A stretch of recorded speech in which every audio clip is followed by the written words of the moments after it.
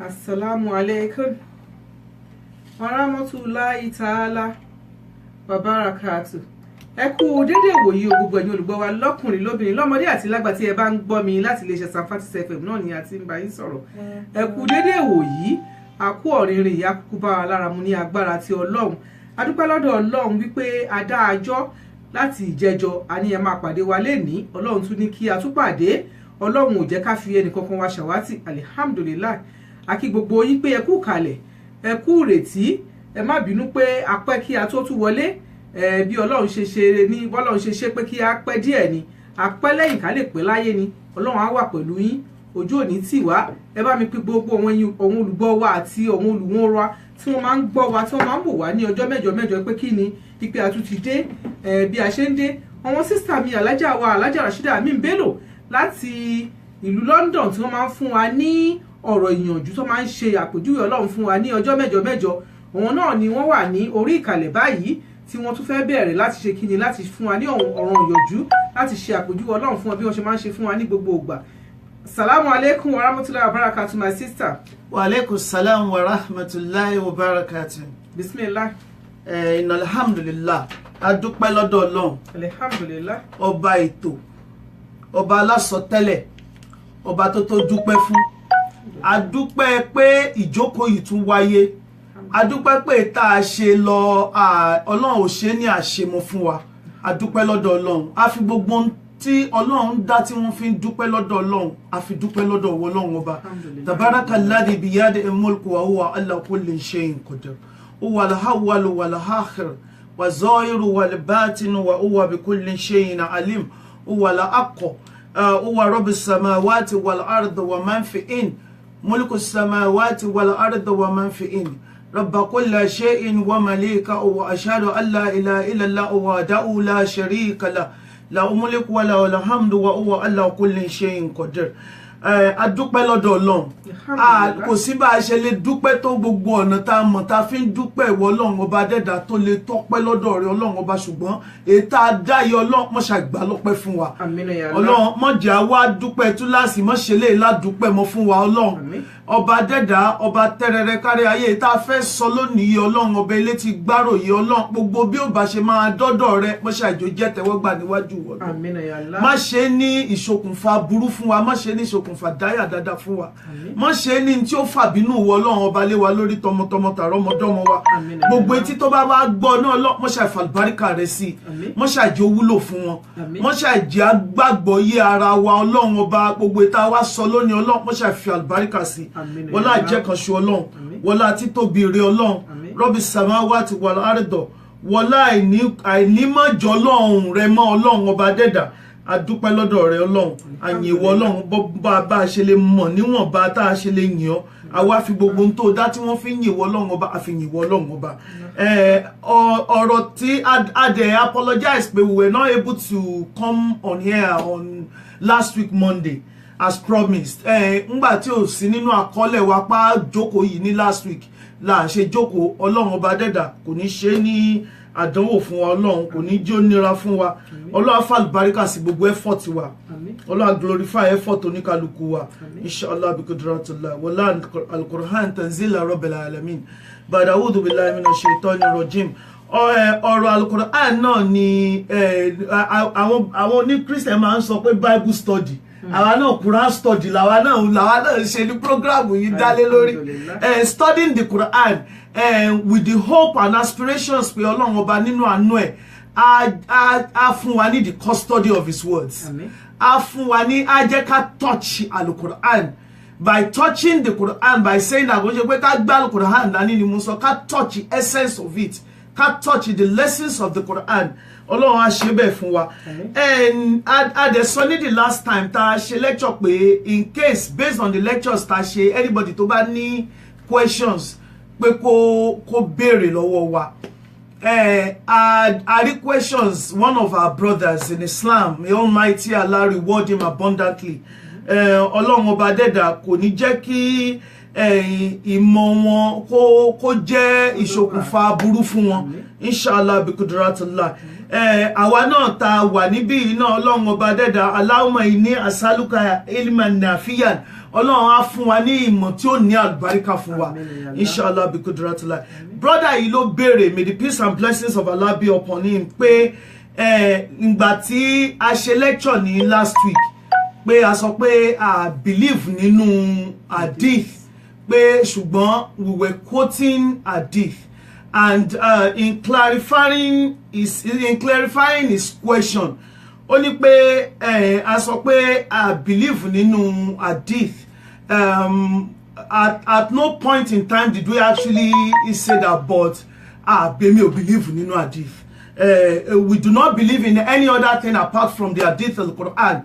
Bí al-Quran ṣe sọ fún wa nìyẹn. So we're not here sitting down defending books of hadith. All our lectures was based on what is in the Quran. But Surah Waqiah ta mú ẹnu bà ní last week. I noticed pé a sọ pé categorically is one of the most disrespected surah in the Quran. Kí wá ló fa disrespect yìí? Kí ni àpẹẹrẹ disrespect tá rí fún Surah Waqiah, pé especially ní ọ̀dọ̀ àwọn èèyàn tiwa ní Nigeria, wọ́n máa sábà pè Surah Waqiah ní ìsáwáká ìsáwówó. In fact, just a couple of minutes ago, I met another sister who referred to it as that. So pé ìsáwáká ìsáwówó. So ìjókòó tá jókòó ni pé níbo nínú the lessons of Surah Waqiah ni a ti rí pé wọ́n máa fi ń wá wákà, wọ́n máa fi ń wówó ni. So nǹkan tó fa káwá mention hadith ní last week ni pé ibo ni source of confusion yẹn ti wá. Where is that source? Kí ló fa káwọn èèyàn máa pè ní ìsáwáká ìsáwówó lọ́dọ̀ àwọn èèyàn tiwa? Then kí ló fa kí the Muslim Ummah, a majority of the Muslim Ummah, kí wọ́n believe pé Surah Waqiah is to get rich, or is to acquire wealth, or is to get rid of poverty? Pé kí ni ibo ni origin belief yẹn? Ó ní a ṣe mẹ́nubà ńgbà tó dẹ̀ pé origin belief yẹn ò wá nínú Al-Quran. Àríbì kankan nínú Al-Quran tí wọ́n ti sọ pé wọ́n máa fi ń wówó ni. So ó ní ó ṣe jẹ́ ká make a reference to where that origin comes from the Quran. Àbí kò ní jẹ́ ká tòṣì. So ibi tó origin belief yẹn ti wá náà la máa mẹ́nubà. Tá bá fẹ́ argue pẹ̀lú Christian pé Jesus Christ ó ń ṣọmọ Ọlọ́run, tá bá gbé Al-Quran kalẹ̀ fún wọn, tá fi ń argue ẹ̀, wọn ò ní believe nígbà tí wọn kúkú gba Al-Quran. Ṣùgbọ́n Bible wọn tí wọ́n believe náà la máa lò in reference pé ẹ mú jáde nínú Bible yín pé Jesus Christ ọmọ Ọlọ́run ni, àbí nínú Bible yín náà sọ pé Jesus Christ ó ṣọmọ. Inú Bible wọn náà láti máa mú reference jáde. Ibi tá ti rí pé problem ìsáwáká ìsáwówó yìí ti wá, ibẹ̀ náà la máa make reference sí. It doesn't indicate pé I contradict ara wa pé we believe in it. We don't believe in it. Because I don't believe in that belief. Tó sọ pé ìsáwáká ìsáwówó ni Surah Waqiah. Surah Waqiah goes far beyond that.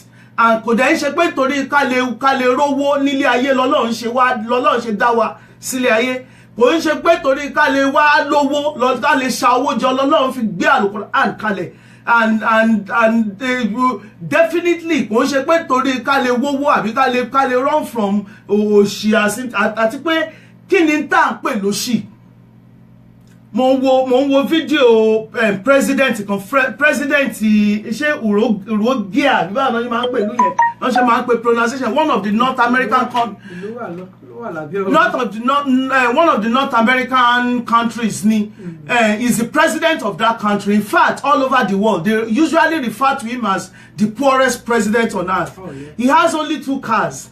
Tractor tó máa ń fi ṣe farming àti Volkswagen Beetle ayé àtijọ́ yẹn ni mọ́tò méjì tó ní. He lives in his farm. He's the president of a country. He's a president, even third world country. He's a president of at least a reputable country. So, and the bodyguard, the man yi ajá yìí ẹsẹ̀ mẹ́ta lajá yẹn ni, ẹsẹ̀ kan ti kán. wọ́n wá bẹ̀rẹ̀ lọ́ọ̀ pé kí ló dé tó pé everybody refers to him as the poorest man. In fact ìgbà tí wọ́n wo iye tó ní gbogbo iye tó worth is worth about $1,800 ní gbogbo dúkìá tó ní láyé lọ́run. wọ́n wá sọ fún wọ́n wá bẹ̀rẹ̀ lọ́ọ̀ pé why is he referred to as the poorest man? Ó wá ní òun ò poor. Only those who are poor are those who don't have enough. No. Those are the real àwọn tó really tòṣì nìyẹn. So tá bá ń ṣàpèjúwe òṣì àti in tó máa ń múyàn sáfóṣì, irú òṣì wo, what is our comprehension of in tí wọ́n ń pè lóṣì? In tí wọ́n ń pè ní kéèyàn poor, in tí wọ́n ń pè ní poverty, real poverty. Mo máa ń sábà sọ pé ẹni tí ò ní Ọlọ́run, tí ò ní relationship kankan pẹ̀lú Ọlọ́run ọba tó ṣẹ̀dá ẹ̀, ẹni tó really experience real poverty nìyẹn. ẹni tó need a mountain of gold. Ìgbà tí mo fẹ́ ṣe nìka ọmọ mi tá ṣe nìka Jenny, ìkan náà àwọn àǹtí ọkọ ẹ̀ tó wá síbi nìka yẹn, ó wá ní ó ní you didn't even ask us to bring anything. Pé mo ní that is the culture or that is the tradition ibi tí mo ti wá, pé ẹ máa gbéṣu wá, ẹ máa gbégbá wá, ẹ máa gbáwo wá, ẹ máa gbé nǹkan kan wá. Mo ní but because I'm going strictly with the Quran, Al-Quran dẹ̀ ni kò sí culture mi lẹ́yìn the culture of the Quran, kò sí sunnah mi as apart from sunnatullah. So ńgbà tí mi dẹ̀ ti rí nínú Al-Quran pé kán gbéṣu wá, kán gbẹ́ran wá, kán gbéwúrẹ́ wá, pé tẹ́ ẹ bá gbéṣu wá, tẹ́ ẹ bá gbẹ́ran wá, tẹ́ ẹ gbé kódà tẹ́ ẹ bá fún mi ní a mountain of gold, if you do not treat my child with God consciousness, tẹ́ ẹ bá ní taqwa, tẹ́ ẹ ní fear of Ọlọ́run, you haven't given me anything. But tẹ́ ẹ bá fún mi ní nǹkan kan, tẹ́ ẹ bá ní piety, tẹ́ ẹ bá ní taqwa, tẹ́ ẹ ní conscience Ọlọ́run, tẹ́ ẹ dẹ̀ bá ọmọ mi lò pẹ̀lú God consciousness, then you've given me everything. So the real poor person, onlẹ́ni tó jẹ́ pé kò sí gbogbo ntọ́lọ́run fún tó tẹ́ lọ́rùn, they are still looking for more. Wọ́n wá máa lo ilé ayé yẹn lórí pé kò lè tó ẹni tí ò ní tẹ́ lọ́rùn tẹ́lẹ̀. Tá a bá sọ pé Ọlọ́run má jà fi kòtó lo ilé ayé, ìta ń tọrọ lọ́dọ̀ Ọlọ́run in essence ni contentment. Ẹni tọ́lọ́run bá nífẹ̀ẹ́ sí ló máa ń fún. So tá a bá wá dúró lórí ìyẹn, a rí pé the essence of Surah Waqiah is not láti wá owó láti wá owó ilé ayé. But if you look at verses àwọn verses tá máa kà lónìí, I will point out to you real poverty and real wealth. And in tó mean tí wọ́n bá tẹ̀ wá sọ pé Surah Waqiah èèyàn máa ń fi amass wealth ni, kò ń ṣe wealth ilé ayé ni wọ́n sọ. Ẹni tó bá rí àlùjánnà wọ̀, ó ti ní the greatest wealth. Ẹni tó bá wá act upon Surah Waqiah yìí lásán, a verse in it, torí pé the essence of Surah Waqiah is one of the surahs in the Quran tó jẹ́ pé òun ló teach wa nípa the law of recompense. What in téèyàn bá gbìn lèèyàn máa ká, òun ni Surah Waqiah wà about. Àwọn tí a bá rí pé wọ́n ṣe dáadáa, bí dáadáa ó ṣe máa bá wọn, ó ṣàlàyé gbogbo dáadáa tí wọ́n bá rò àwọn bẹ́ẹ̀. Àwọn tá a bá dẹ̀ rí pé wọ́n ṣaburú náà, bá burú náà ó ṣe jẹ́ bó ṣe máa jẹ́ tiwọn, ó dẹ̀ ṣàpèjúwe irú aburú tí ó jẹ́ tiwọn. Ọlọ́run ọba dẹ́dà mo ṣe protect wa from your wrath. So nǹkan tá a wà about nìyẹn, and do not take it personal. We're not putting down whatever you believe in, but nítorí pé ó ń affect belief system tiwa, ó la ṣe ní ká clarify dáadáa, ká mọ ẹni tó jẹ́ mùsùlùmí, ká mọ ẹni tó ń represent Al-Quran, ká mọ ẹni tí ò represent Al-Quran, torí àìgbàgbọ́ yé Al-Quran yìí, misrepresentation of this way of life ó ń dá wàhálà lẹ̀ fún wa, kò jẹ́ ká lè rìn ká lè yan mọ́. Lady kan ni sister mi ló sọ nípa lady yẹn fún mi, wọ́n ní àdúgbò àwọn ló ń gbé. She used to be a Muslim, ó ti lọ sí Mecca, alájà ni. Wọ́n ní but ó ti wá di sẹ̀lẹ̀, ó ti di àwọn kérúbù and séráfù tí wọ́n ń wọ bàtà àárín yẹn. Sẹ̀lẹ̀. Bí tẹ̀mọ̀ tí wọ́n ṣáà ń wọ bàtà àárín. Sẹ̀lẹ̀. Wọ́n ní tó bá ti wá ń lọ ládùúgbò, kò change orúkọ ẹ̀, kò yé má jàlájà mọ́. tó bá ti wá ń lọ ládùúgbò máa kí alájà bẹ́ẹ̀tì láì ó náà dáhùn ájà mi ó náà dáhùn tù ẹni tí ò bá mọ̀ délédélé wọ́n á ní mùsùlùmí ni tó bá ṣe gbogbo nǹkan tí ó ṣe níwà náà they will see her under the umbrella of Islam. Ó wá máa ń jálàjà yìí sísà mi wá láwọn wá pè ńjọ́ kan pé ẹjọ́ ẹ wá àwọn wá béèrè lọ́wọ́ ẹ̀ pé ẹ lọ Mẹ́kà ó lóun lọ Mẹ́kà aṣọ ṣẹlẹ̀ yẹn náà ló dẹ̀ wọ̀ àwọn tí ò tún wọ bàtà rìn nìyẹn ni so kò nídìí láti sọ fáwọn pé kò ń ṣe mùsùlùmí mọ́ wọ́n wá béèrè lọ́wọ́ ẹ̀ pé kí ló wá dé tẹ́ ẹ̀ jẹ́ má jálàjà mọ́ àwọn lálàjà lòun lọ Mẹ́kà wọ́n láwọn wá sọ fún pé ẹ dákun torí tọlọ́hun ẹ má jálàjà mọ́ tó bá pè yín lálàjà ẹ gbọ́dọ̀ dáhùn torí pé kò ń ṣe pé torí pé nǹkan míì bí ó ṣe pé ìdọ̀tí ló ń kó bá mùsùlùmí torí pé mùsùlùmí tó tá a bá rí mùsùlùmí ẹni bí sísà mi kan níjẹta ni ó ń sọ nípa lecture wa náà ni ó wá ní pé òun gbọ́ lecture kan ó ní àáfàá ni ẹni tó ṣe lecture yẹn ó ló wá ń sọ nípa àáfàá tó ń mọtí ó ló wá ní lecture òun bèsì lórí àáfàá tó ń mọtí ó lóun wá wò pé the word àáfàá yẹn àti tó ń mọtí méjèèjì ò papọ̀ ó kàn yẹ kó sọ pé arákùnrin kan tó ń mọtí ṣẹgẹ tó pèrè ẹ̀ láàfà kò yẹ kó sọ pé àfà tó mọ tó rà ẹni tí ó jẹ àfà ò ní mọtí arákùnrin kan tó mọtí tó wá pèrè ẹ̀ láàfà so we need to clarify ẹni tó represent Al-Quran we need to clarify religion the àbí way of life wa tá a fi máa lanu gbògà tó máa ní ẹ̀sìn wo ni wọ́n ta ní mùsùlùmí ká understand what it means to be a Muslim. Tambania kí ló believe nínú tá bá sọ pé Al-Quran ká understand what it means to believe in the Quran. Do not take ownership of what you don't understand. Do not take ownership of what you haven't got a clue what it's all about. Tó bá sọ pé ẹ̀yin tẹ́ wà ní Siratul Mustaqim dà ẹ má ṣàbàyà gbangba náà wọ́n kó lọ́nà ọba dẹ́dà nìkan ló mẹni tó ń sin òun. Ọlọ́run ọba dẹ́dà nìkan ló mẹni tó wà ní Siratul Mustaqim. Ẹ̀yin tẹ àwa tẹ́ pé onídọ̀tí èèyàn ni wá tó wá pé súra àwọn tó wà sí àwọn mutakin táwa náà náwó tó ń pa àwọn mùsùlùmí táwa náà náwó tó ń pa àwọn mùsùlùmí táwa náà dìde. We have to be sure that we understand this religion, this way of life, this creed. Ká tó lè sọ pé nǹkan báyìí lèmi náà ń jẹ. So this is what this lecture is about. Is to kind of like redress some of the misconceptions, some of the wrong perceptions of the sentences of the Quran. Kalema ba ma misrepresent the Quran káàkiri. This is what this is all about. Now, ní last week, aka Surah Waqiah de verse 22. Pẹ̀lú ògo Ọlọ́run á make a rọrùn fún wa. A máa attempt láti ka some more verses. Hopefully, boya ama kade make verse 40 inshallah. May Almighty Allah make it easy for us. I just was saw what we can about the exegesis of those verses. But a'udhu billahi minash shaitanir rajim. Bismillahir rahmanir rahim.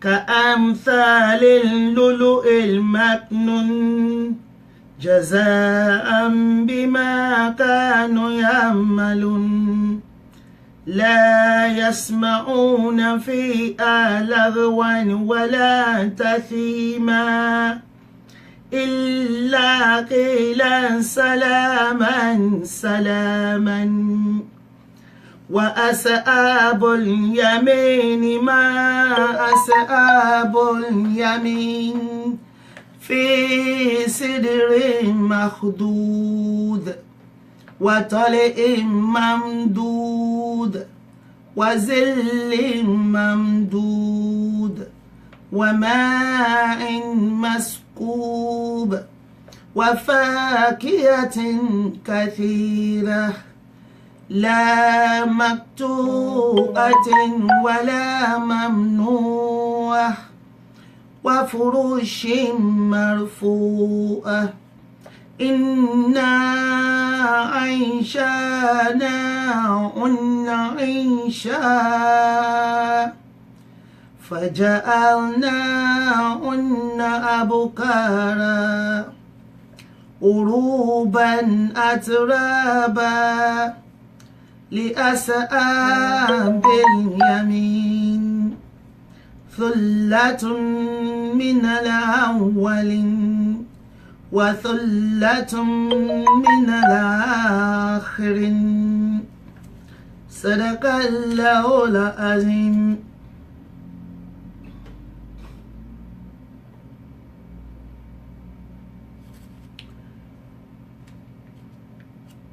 From verse 23 up until verse 40 continues with all the benefits that will be, all the rewards that will be given to those who do good.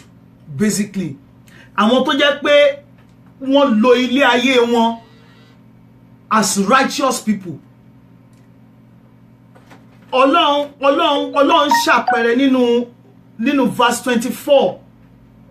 Jaza'an bima kanu ya'malun. This is a very good indication that the Quran anyway is deplete with informations where paradise cannot be obtained through rites and dogmas and rituals and lip services.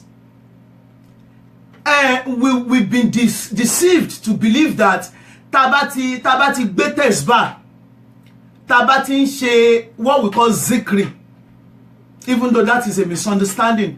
Tabati where we recite the name of Allah 50,000 times in a day.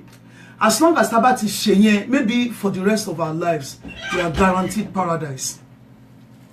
There's other deceptions. Tó máa sọ fún wa pé taba máa sábà ka kùrìsíyù, ẹni tó bá ka kùrìsíyù in a day, abẹ́ni tó bá ka yasin in a day, níjọ́ yẹn kò ní kú. These are deceptions of Shaitan. Paradise is obtained through righteous deeds. Paradise is obtained through unconditional love and fear of Allah. Paradise is obtained through continuous God consciousness. And as a result of that God consciousness, we model our behavior and our deeds through the consciousness of God. Paradise is obtained through all this.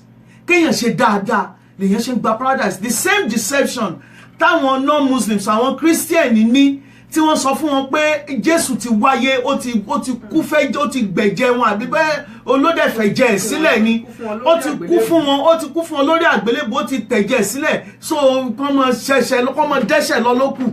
Ẹni tó bá ṣàti sọ pé ó gba Jésù sáyé ẹ̀, ó ti rálù jẹ́nà nìyẹn. There is no deception greater than this. By deceiving us into believing this, ọmọ ìyá mi, ẹ̀yin ò ní ìdí láti ṣẹ̀ṣẹ̀ mọ́ lọ chọ́ọ̀chì kó mọ̀ pòyí chọ́ọ̀chì ṣé bí kí n ti gba Jésù sáyé mi ni. By believing in this, ẹ̀yin ò ní ìdí láti tiraka, láti strive in the cause of Allah mọ́. As Shaitan went ahead and started laughing. Wow, what an easy way to deceive these people. Jésù ti kú fún yín lórí àgbélébù, ó ti tán dé bá ṣá ti gbà sáyé yín, ẹ ti rálùjọ́nà òun Ọlọ́run ọba wọ̀. Àlùjọ́nà Ọlọ́run is like diamond. Bá a ṣe lè ṣa òkúta nílẹ̀, kéèyàn tó rí diamond, kódà gold gan, kéèyàn tó rí gold tí ò tó diamond gan, yóò ṣe wàhálà, yóò làágùn ẹ̀mí ò fẹ́ bọ̀. Diamond òkúta ni lóòótọ́. Àwọn precious stones yẹn òkúta làwọn náà, àwọn jade, sapphire, nǹkan òkúta làwọn náà now, just like any stones. But ṣé èèyàn lè ní bí èèyàn ṣe ń ṣa òkúta ní gádé èèyàn lèèyàn ṣe máa ṣa diamond? Iṣẹ́ lèyàn ó ṣe kó tó débi tí diamond wà. Bẹ́ẹ̀ náà làlùjànnà Ọlọ́run. Àlùjànnà Ọlọ́run ò ń ṣe téèyàn ṣẹ̀ṣẹ̀ ń fọ́ọ̀sì èèyàn sí Ọlọ́run níbẹ̀ bá gbà ẹgbà fórí ara yín. Bẹ́ẹ̀ sì gbà ẹgbà fórí ara yín yóò ní kó ń Ọlọ́run ọba mọ́jọ Ọlọ́run. Ó fi hàn pé fàǹfààní yín ni. Ṣùgbọ́n it will not fall on your lap. Èyí ó ṣiṣẹ́ fún ni. Mo máa ń sọ fún àwọn ọmọ mi pé kẹ́ tó lè rí istijaba ni kéèyàn bí Ọlọ́run kọ́ lọ́run dẹ̀ gbọ́. kádùá èèyàn gbà kẹ́ tó lè rí ìsìjàbá ẹ̀ ṣiṣẹ́ débẹ̀ ni iṣẹ́ lèèyàn máa ń ṣe èèyàn máa ń sacrifice fọ́lọ́run gbogbo ìgbà tọ́lọ́run bá pèèyàn téèyàn bá ti ń dá lóhùn bẹ́yìn náà bá ti débi tẹ́ ti pè Ọlọ́run torí àwọn ìgbà téèyàn máa ń bọ́ sọ́wọ́ Ọlọ́run ó pọ̀ rẹpẹtẹ imagine kí ẹ̀ wà lórí nínú plane kí plane máa ṣe jìbì ṣé ẹ̀ lè ní kí pilot park sẹ́gbẹ̀ẹ́ ò fẹ́ sọ̀kalẹ̀ èèyàn ti bọ́ sọ́wọ́ Ọlọ́run nìyẹn ó wá di kéèyàn náà pọ̀ Ọlọ́run bóyá Ọlọ́run ó wà jẹ́ Ọlọ́run verse 26 wá sọ fún wa pé ó ní jazaan bima kanu ya'malun eléyìí àwọn reward yìí fún gbogbo dáadáa tẹ́ ẹ ti ṣe this will be the reward for what they used to do ní tí wọ́n gbélé ayé wọn ṣe for what they used to do fún gbogbo ẹ̀yin tẹ́ bá make changes positive differences in people's lives gbogbo ẹ̀yin tẹ́ ní tẹ́ rántí ẹni tí ò ní gbogbo ẹ̀yin tẹ́ mọ̀ tẹ́ rántí ẹni tí ò mọ̀ tẹ́ wá fi ìmọ̀ yín tẹ́ fi ran ẹni tí ò mọ̀ lọ́wọ́ tí ò ṣe pé ẹ fi ìmọ̀ yín ẹ fi hold ọmọnìkejì into bondage which tó jẹ́ pé àwọn onímọ̀ ayé òde òní wọ́n ní òpó mẹ́rin ló dilé ayé mú òpó mẹ́rẹ̀ẹ̀rin tó dilé ayé mú iná mẹ́rẹ̀ẹ̀rin náà ló ti wó ló ti dàwó òpó kìíní tó dilé ayé mú àwọn tá a bá pè lólórí àwọn tá a bá pè lólórí ká lè emulate character wọn ká lè sọ pé ẹni tá a pè ní àwọn tí tá a fún ní ọ̀nà kó jẹ́ pé àwọn tí wọ́n honorable ni àìmọye àwọn tán pè honorable tí wọn ò ní ọ̀nà tó jẹ́ pé character wọn is nothing to take home to àìmọye àwọn tá a pè láàfáà tá a pè lólórí tó jẹ́ pé character wọn is nothing to take home to àìmọye àwọn òbí tó jẹ́ pé lórí ìjókòó lórí lọ́lọ́run gbé wọn sí fáwọn ọmọ wọn tó jẹ́ pé àwọn ni wọ́n sọ fáwọn ọmọ kan lọ ṣaṣẹ́wó pa ó bá jẹ́ táwọn ọ̀rẹ́ ìṣe nìyẹn ìwọ náà lọ ṣe mọ̀nà káì olórí òwúwa olórí mọ́ olórí ò ní ọ̀nà mọ́ òpó àkọ́kọ́ ó ti kọ́kọ́ fàyà wọ́n wá ní kí ni òpó kejì tá a fi dilé ayé mú kí olówó ẹni tó ní kí wọ́n rántí ẹni tí ò ní kí wọ́n rántí tálíkà olówó ò ṣàánú tálíkà mọ́ gbogbo àwọn big corporations gbogbo àwọn corporate bodies standing is all about making money you take from the poor and you give to the rich.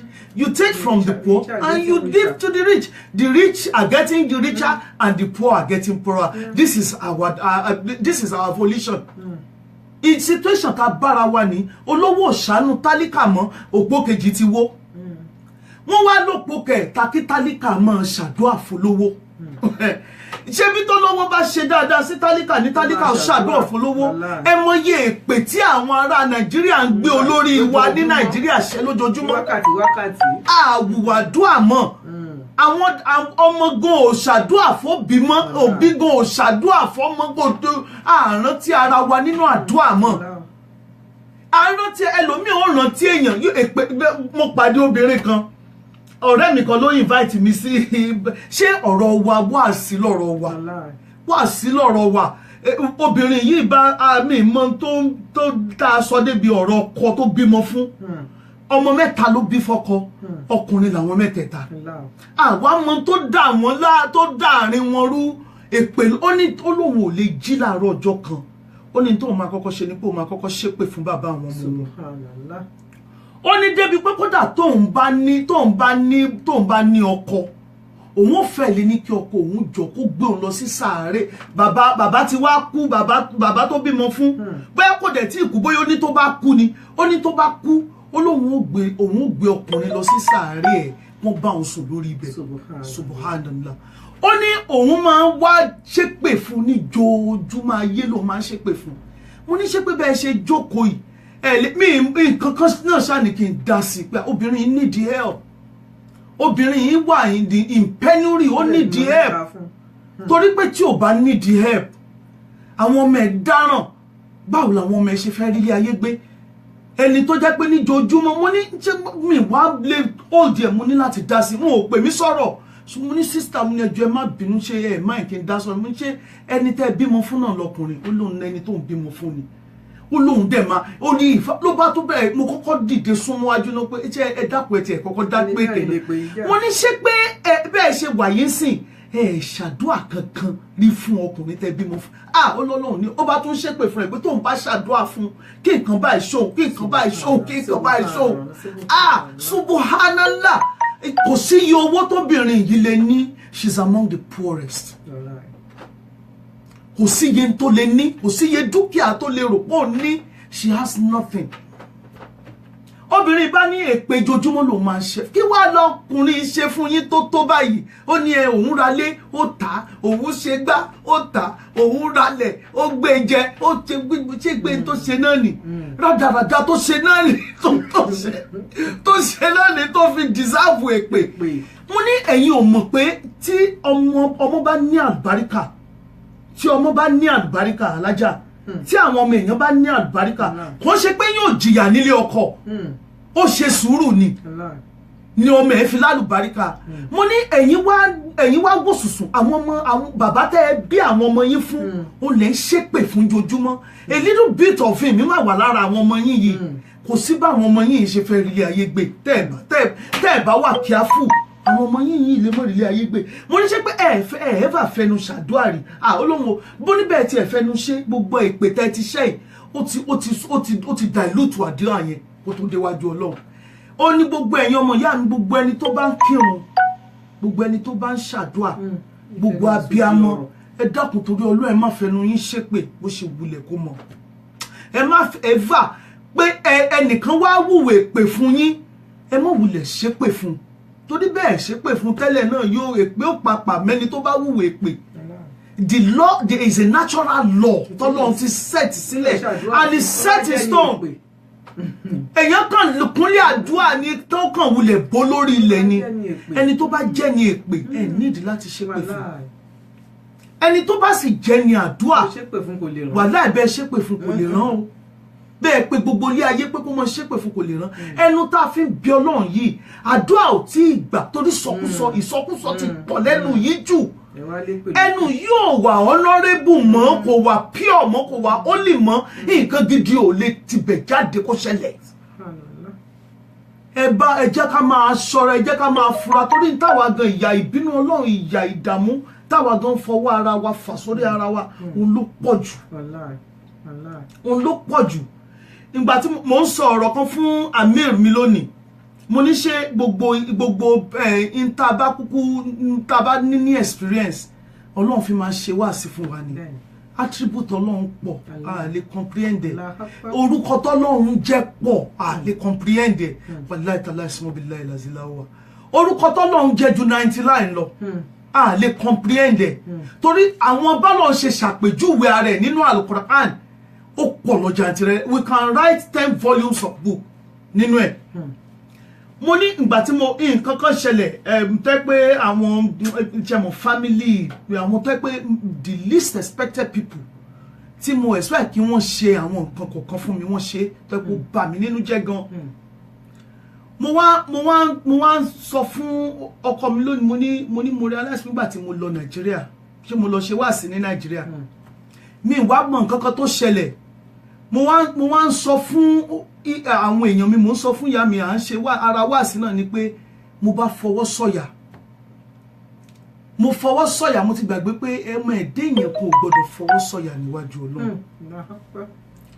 Mo fọwọ́ sọ̀yà, mo ní iṣó ní dọ̀tí èmi náà lẹ́gbìn lára, so mi lè for the fact pa ka Quran àwa ní kinní kan aláàmọ́ kò ní kéèyàn má ṣàṣìṣe, kọ́lọ́run má jẹ́ àṣìṣe níwájú Ọlọ́run.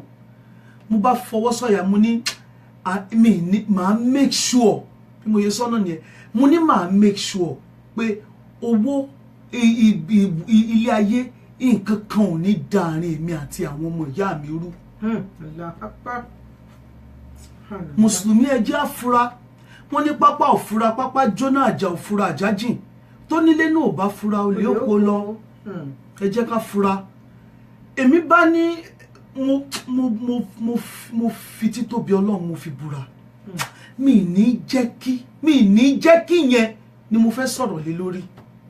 Mi ní jẹ́ kí, màá make sure pé Mùsùlùmí ò make sure pé nǹkan kan, Mùsùlùmí ò dẹ̀ sọ pé òun ò ní jẹ́ kí nǹkan kan. Mi ní jẹ́ kí ọmọ mi lọ school lọ́la, kò ń ṣe mi ní agbára ẹ tọ́lọ́run bá ní yóò lọ tí ò sí nǹkan tí yóò ṣẹlẹ̀. gbọ́dọ̀ sọ pé màá make sure pé yá mi £50 máa make sure pé mo san lọ́la àwọn akọ́là lẹ̀mí tá a gbé kiri yìí ọlọ́run ló máa make sure pé nǹkan kan ṣẹlẹ̀ ọlọ́run ló sì máa make sure pé nǹkan kan ò ní ṣẹlẹ̀ nǹkan ṣẹlẹ̀ kò ní ṣẹlẹ̀ wàláhì ẹnìkan lágbára yẹn àfọlọ́run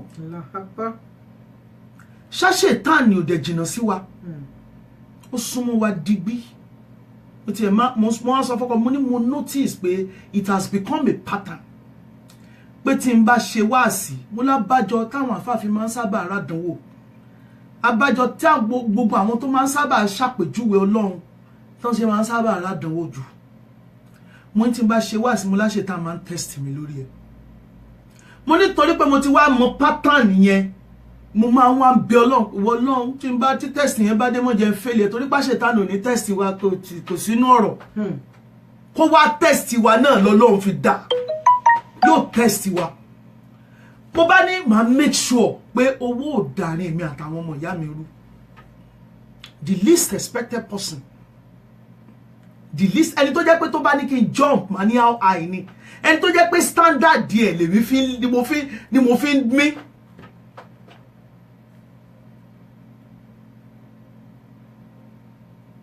ohun gangan la ṣe tán wá fi ṣe sábàbí pé bó ṣe wá ní jẹ́kẹ́lẹ̀ dàrí ìwà àti ẹ̀rù afẹ́ wòran subhanallah ó pẹ́ kí n tó realize bọ̀n kankan mistake kan ni mi ń ṣe pé èmi mo ti fi ṣe wáàsí náà rí pé èèyàn gbọ́dọ̀ rí relationship èèyàn ìyàwó gbọ́dọ̀ rí relationship òun àtọkọ ọkọ gbọ́dọ̀ rí relationship òun àtìyàwó ẹ̀ ọmọ gbọ́dọ̀ rí relationship òun àtòbí òbí gbọ́dọ̀ rí relationship òun àtọmọ ọ̀rẹ́ gbọ́dọ̀ rí relationship ẹ̀ pẹ̀lú alábàágbé ẹ̀ pé is an act of worship an act of ibadah bálàjà ṣe wáyé we are bonded by Islam relationship mi pẹ̀lú wọn is an act of worship tó fi jẹ́ pé àìbámọ̀ tí ń bá ṣe tó dùn yín ẹ rántí ẹlẹ́gbin ni mí see our relationship as an act of ibadah ẹ bá gba gbogbo ẹ̀gbin tí mo bá gbé wá tẹ́yìn náà bá ṣe tó dùn mí kí n rántí kọ́ lọ́ọ́ mú mi rántí pé relationship èmi àti yín is an act of worship téèyàn bá dẹ̀ wá téèyàn bá ṣe act of worship gbogbo ìyà téèyàn bá rí ń bẹ̀ yẹn gbọ́dọ̀ gbà torí pé à ń ṣe nítorí kí ni lillahi rabbil alamin in tí à ń bá dẹ̀ ṣe nítorí ọlọ́run wàláhì gbogbo ẹ̀gbin tó bá jáde níbẹ̀ èyàn ò gbà pẹ̀lú dùnnú tí dùnnú ni kọ́lọ́ make èyí sì fún wa ní torí pé we are all weak in tí Quran sọ náà ni ó ní man is created weak we are created weak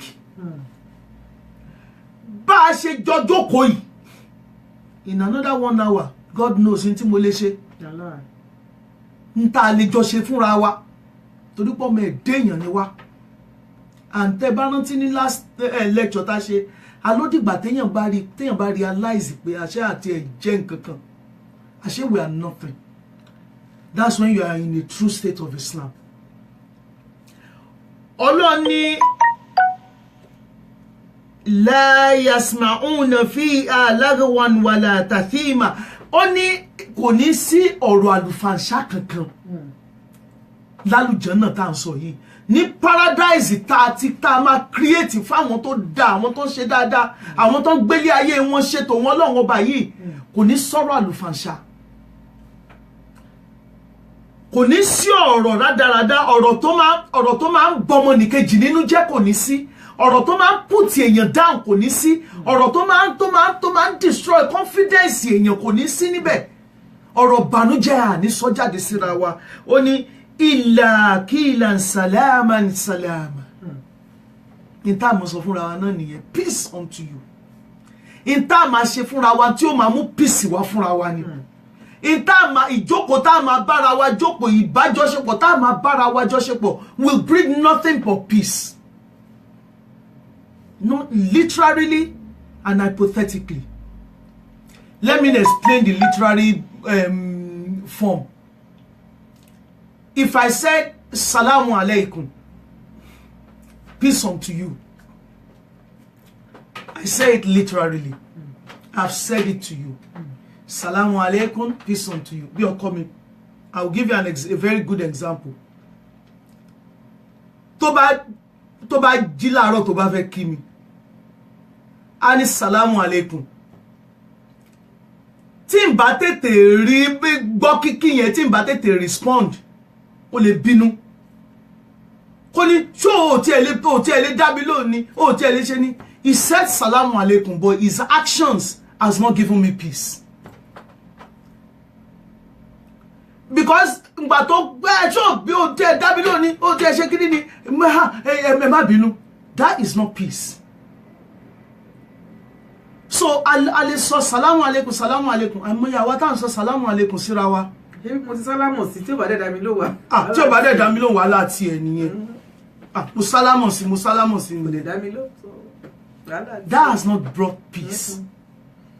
But the kind of greeting tí Al-Qur'an ṣàpèjúwe yìí pa máa fúnra wa ní lálùjọ náà.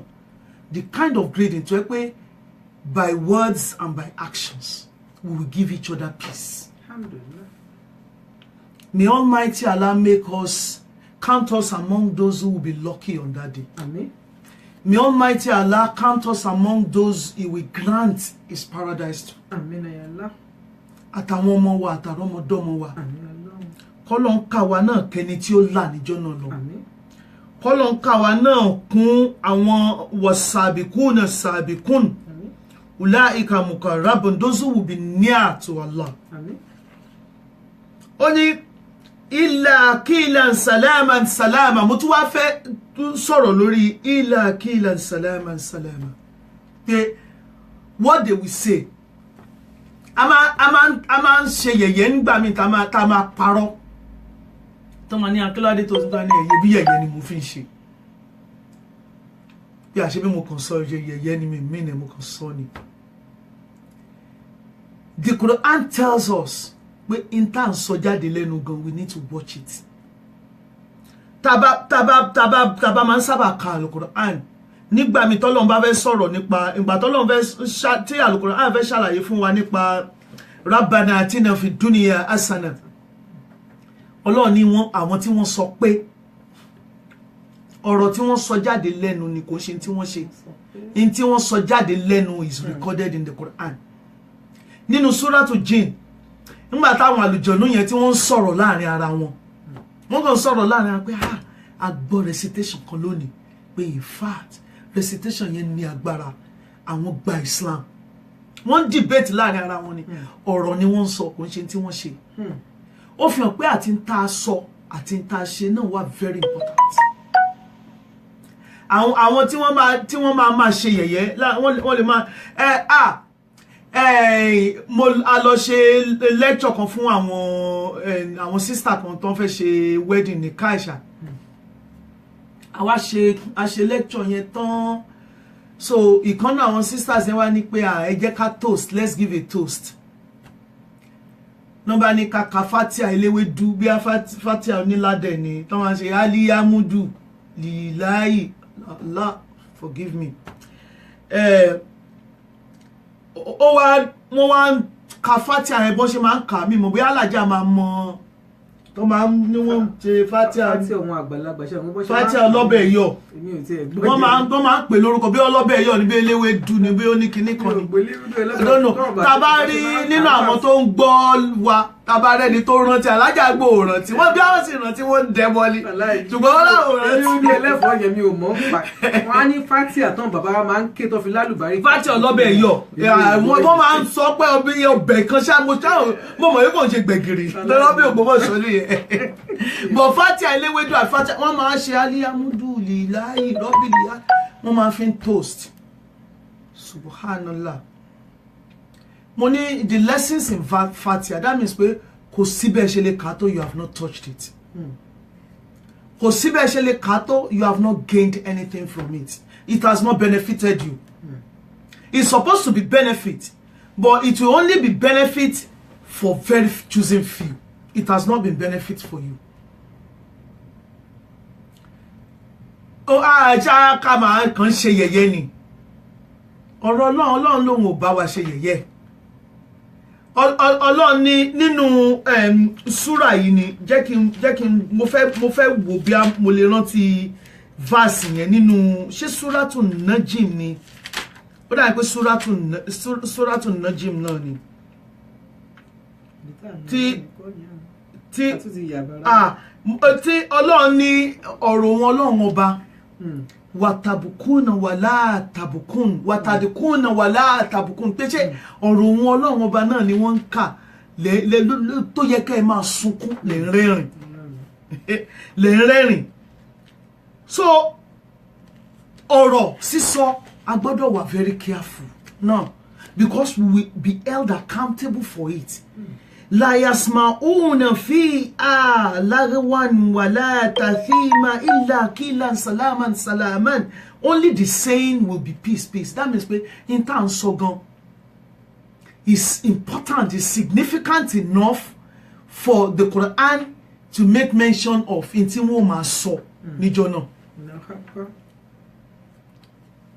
Wa ashabu yamin ma ashabu yamin fi sidrin makhdud wa tal'in mamdud wa zillin mamdud àwọn ashabul yamin àwọn tó jẹ́ pé àwọn ẹni rere àwọn tó jẹ́ pé bó tiẹ̀ wulẹ̀ jẹ́ pé bí àwọn ò fi dáadáa bẹ̀rẹ̀ ṣùgbọ́n látara ìwà ìbẹ̀rù Ọlọ́run ìmọ̀ gbàgbọ́ ìmọ̀ gbọ́rọ̀ Ọlọ́run ìmọ̀ ronúpìwàdà wọ́n dẹni tó wà righteous wọ́n wá dẹni tó wà counted among the righteous.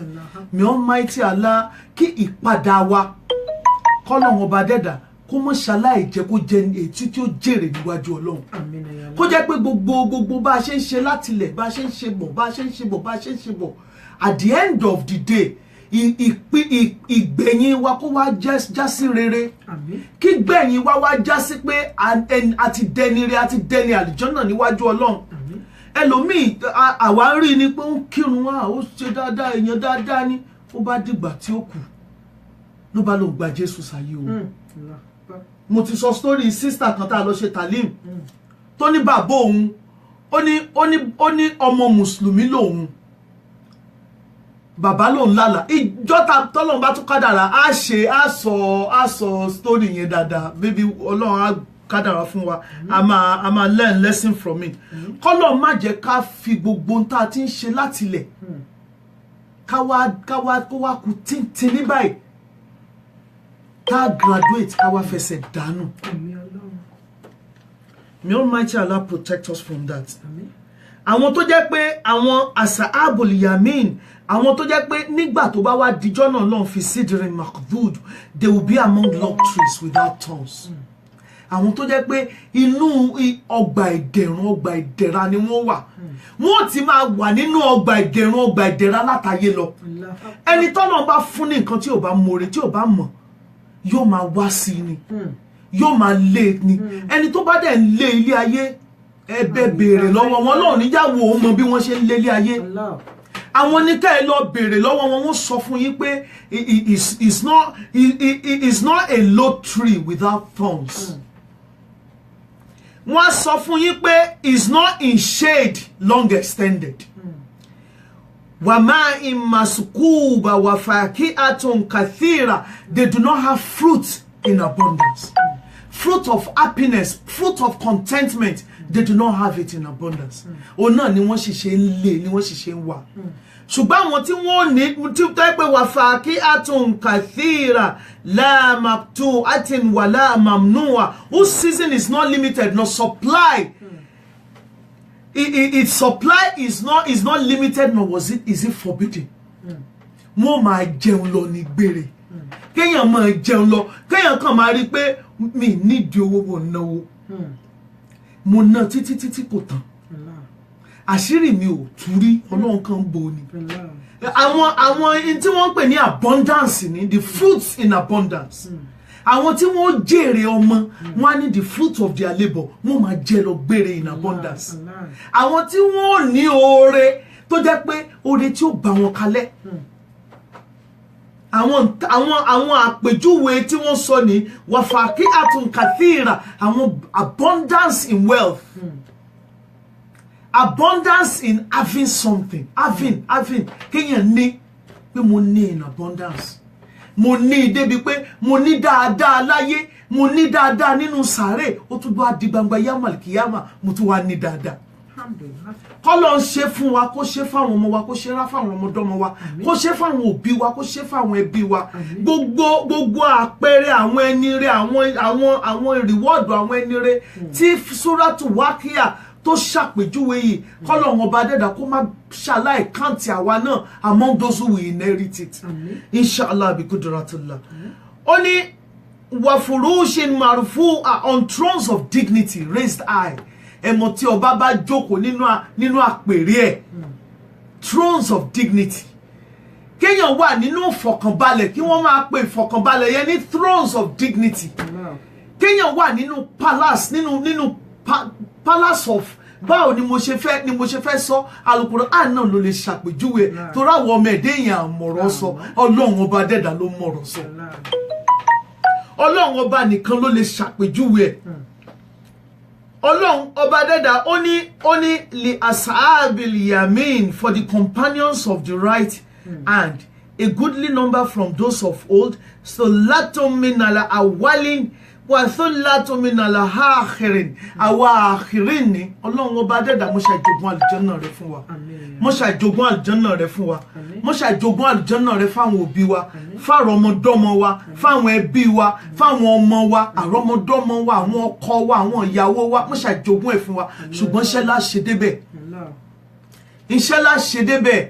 Subhana rabbika rabbil izzati amma yasifun, wassalamu alal mursalin, walhamdulillahi rabbil alamin. Assalamu alaikum wa rahmatullahi wa barakatuh. Wa alaikum salam wa rahmatullahi ta'ala wa barakatuh. Ẹ ṣé mo dúpẹ́ my sister. Bẹ́ẹ̀ ni tí ń rí nígbà tí a máa bẹ̀rẹ̀ ètò, wọ́n ní a máa parí Quran kí ni náà? Lè parí Suratu Waqi'a lónìí o. Waqi'a a gbìyànjú láti parí ẹ̀ lẹ́yìn ni wọ́n sọ. Mo láṣẹ dé verse 40, àdẹ̀ṣẹ́ dé verse 40. Ọlọ́run gbà fún wa. Ọlọ́run gbà fún wa, kọ́lọ́run tún wá gbà fún wa níjọ́ mẹ́jọ ká lè parí ẹ̀. Torí èmi gan mi mọ̀ pé wọ́n máa tètè ṣíra bẹ́ẹ̀ yẹn, mo rò pé bẹ́ẹ̀ máa tẹ̀síwájú ni. Kọ́lọ́run ẹ̀dá kó wà pẹ̀lú wa. Ẹ ṣé gan my sister, ojú òní tì ní agbára ti Ọlọ́run. Gbogbo ibi tí ẹ ti ń mú ọgbọ́n àti òye tí ẹ fi ń bọ́ wa, Ọlọ́run ò ní jó tán bí a túbọ̀ máa pọ̀ sí ni. Àrọ́mọdọ́mọ yín wọn wá ní fi Kùránì, wọn ò ní fi ṣètàn pa nílé yín ní agbára ti Ọlọ́run. Tó ẹ̀yin olùgbọ́ wa tí ẹ̀ ń gbọ́ wa, tí ẹ̀ ń gbọ́ wa, tí ẹ̀ ń wò wá, tí tẹ fi ń gbọ́ wa, tí náà ò ní di. Ohun tẹ fi ń bá yín sọ̀rọ̀, ohun náà ò ní bàjẹ́ ní àṣẹ ti Ọlọ́run. Bóyá ẹnìkan bóyá lè ní question kan, ẹyọ kan àbí méjì tí ẹ fẹ́ bi wá léèrè lórí ètò wa, ètò yín, ètò àwọn obìnrin tí a máa ń ṣe ní Monday.